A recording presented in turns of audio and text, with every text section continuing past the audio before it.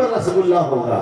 और इतना ही नहीं, वो रसगुल्ला को आप स्वाद लेने लग जाएंगे, मुंह में डालने के बाद आपको आह्लाद होगा, अंदर से प्रसन्नता होगी, आहा हा, बड़ा आनंद है। उसी तरह से ज्ञान तो हमको हो गया वही शास्त्र से, गुरु से भी ज्ञान प्राप्त हो गया। ज्ञान प्राप्त करने के बाद अनुभव करना पड़ेगा कि नहीं? जो अनुभव की प्रक्रिया है इसी को ध्यान की प्रक्रिया कहते हैं। और ज्ञान ध्यान उभय का समन्वय हो तो साधु भाई जीवत ही करो आशा, आप पाठ में आज सुने होंगे, जीवत समझे जीवत बूझे जीवत मुक्ति निवासा। जीते जी लेना है मुक्ति, जो जीते जी मुक्ति होती है उसको जीवन मुक्ति कहते हैं बंधुओं, और जो मरने के बाद मुक्ति होती है उसको विदेह मुक्ति कहते हैं। जैसे हमारे स्वामी जी पास में बैठे, नाम इनका स्वामी विदेहानंद, प्यार से सब इनको गुरु भाई कहते हैं। गुरु जी भी इनको गुरु भाई कहते हैं, जगत गुरु भाई है। तो विदेह मुक्ति शरीर छूटने के बाद मिलती है, लेकिन जीवन मुक्ति जीते जी मिलती है। और यदि जीते जी मुक्ति नहीं मिल पाई तो मरने के बाद मुक्ति मिलेगी, इसकी कोई गारंटी नहीं। मैं आपसे कहता हूँ, किसी को आप 1 लाख रुपया उधार दें, वो आदमी कहेगा कि हम अगले जन्म में दे देंगे, तो आप दोगे? देंगे? आप नहीं देंगे भाई, क्या भरोसा तुम अगले जन्म में मिले कि ना मिले, हम मिले कि ना मिले। इसी जन्म में देने की बात करो तो देंगे। और टाइम बताओ, 1 साल में दोगे कि 2 साल में दोगे, वो भी नहीं कहते कि नहीं कहते। गारंटी उसका और ले लेते हैं, क्या पता बीच में मर गया तो आप उसका सामान और रख लेते हैं, सोना दे दो, कुछ जमीन का कागज दे दो, ताकि तुम मर भी गए तो हम घाटे में नहीं रहेंगे।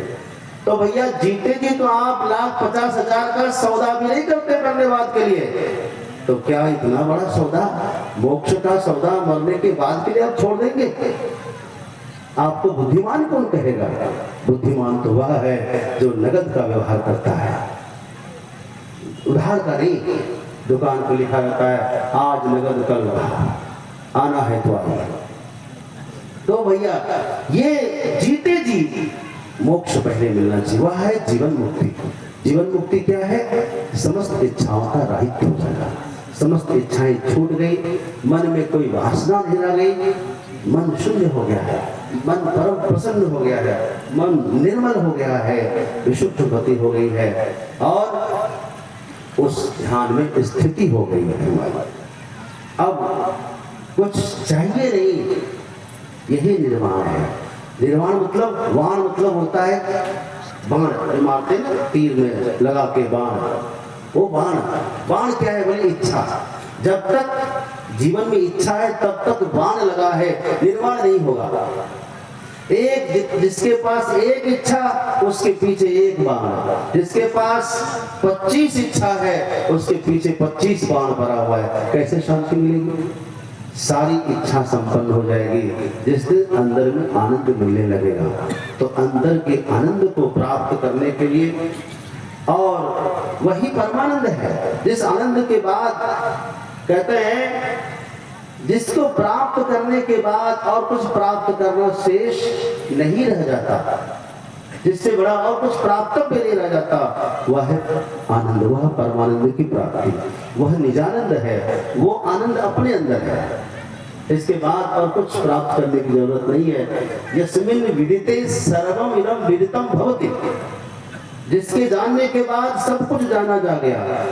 यथा एकेन मित्रवृंदेन सर्वम मृण्मयं विदितं भवति। एक मिट्टी के बर्तन को आपने जान लिया ठोक ठाक के, तो मिट्टी के सारे बर्तनों को आप जान जाते कि नहीं?